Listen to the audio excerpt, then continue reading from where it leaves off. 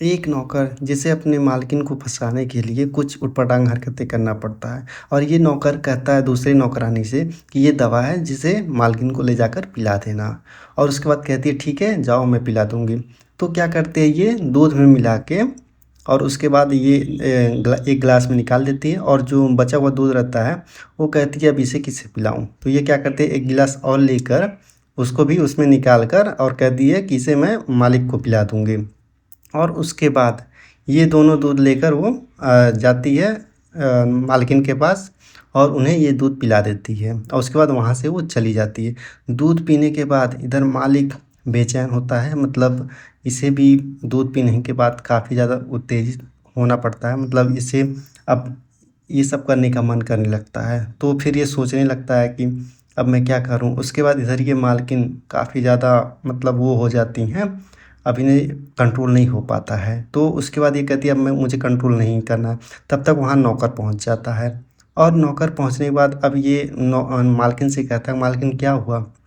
कोई दिक्कत है क्या? तो कहती है हाँ, मुझसे अब कंट्रोल नहीं होता और मुझे अब एक पल भी रुका नहीं जाता। तो वो नौकर के साथ ही करने लगती हैं जो भी वो होता है और उसके बाद धीरे-धीरे वो स्टार्ट हो जाती है। तो ये सब सीन देखते हुए नौकर भी क्या करता है अपना फ़ायदा मतलब उसका फ़ायदा उठा लेता है और दोनों साथ में करने लगते हैं। फिर धीरे-धीरे यहाँ पर अपना ये पूरा काम ख़त्म कर लेते हैं और इधर जो मालिक होता है ये भी क्या करता है नौकरानी के साथ दूसरी वाली के, उसके साथ करता है तो इसे उसका बाप पकड़ लेता है और उन दोनों को यहाँ से भगा देता है। तो ये बात जो मालकिन को जब पता चलता है तो वो बेहोश हो जाती है और उसके बाद ये जो उसका बाप होता है वो कहता है पानी लाओ, तो वो पानी लाकर उसके ऊपर छिड़कता है और तब उसको जाके होश आता है। इन्हें क्या पता है कि रात में ये दोनों क्या कांड किए थे उसकी वजह से ये हुआ था, पर ये उसको उठाकर उसके रूम में लेके जाता है। और उसके बाद इधर जो नौकर का भाई और उसकी मतलब सिस्टर का भाई दोनों देखते हैं कि ये मतलब इसे कुछ चोट लगा होता है क्योंकि उसका बाप इसे पीटा होता है क्योंकि ये नौकरानी के साथ सोया हुआ था। जब ये बात लड़की के भाई को पता चलता है तो ये मतलब इससे फ़ोन आता है कि इसके जीजा ने कुछ ऐसी-ऐसी हरकत की है, तो ये भी कुछ 1-2 थप्पड़ लगा देता है और ये कहता है कि तुम दोनों भाई-बहन एक ही जैसे हो। एक ने मुझे फँसाया, दूसरे ने उसे। और इधर ये जो लड़की होती है ये रोने लगती है मतलब मालकिन। और उसके बाद इसका बाप उसे बताता है कि मतलब जाओ उस लड़की को लेके आओ जिसने ये कांड किया है और इधर अपनी बेटी को समझाता है कि मतलब तुम परेशान नहीं हो, जो भी होगा मैं मतलब मदद करूँगा और एक अच्छे लड़के से तुम्हारी शादी करूँगा जिसे तुम पसंद करोगी।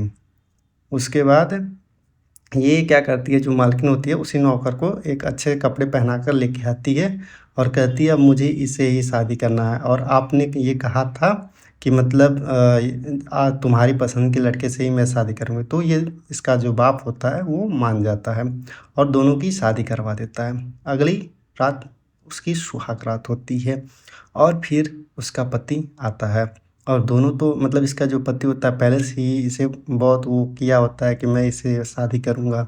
इसके लिए इसने बहुत पापड़ बेली थी और इसके बाद इसकी शादी हो जाती है।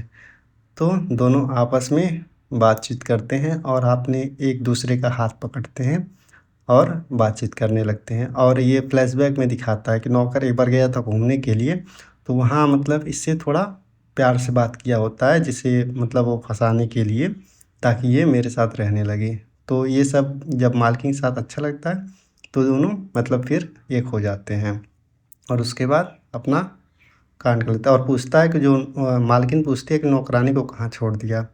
तो वो कहता है कि उसे मैंने मतलब एक बस स्टॉप पे छोड़ दिया है और कुछ पैसे दे दिए हैं और बोल दिया है कि ये पैसे लेके तुम यहाँ से कहीं दूर चली जाओ और फिर कभी दिखना मत।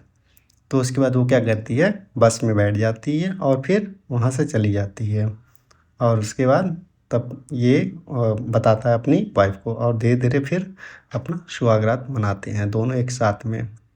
और उसके बाद धीरे-धीरे क्या करता है उसके कपड़े उतारता है और बाकी काम तो आपको पता ही होगा।